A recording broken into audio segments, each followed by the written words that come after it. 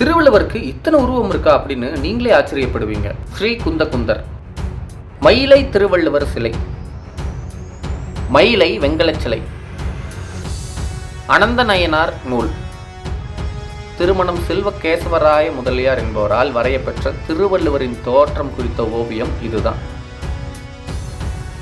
கவியோகி மகரிஷி என போற்றப்பட்டவர் சுவாமி சுத்தானந்த பாரதியார். பண்டிதர் கிருஷ்ணசாமி நூல், வினோதன் பத்திரிகை, இறையன் நூல், புலவர் குழந்தை,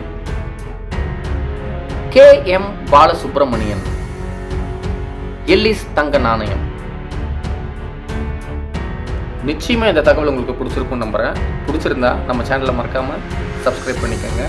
இன்ஸ்டாகிராமில் இருந்தீங்கன்னா ஃபாலோ பண்ணிக்கோங்க.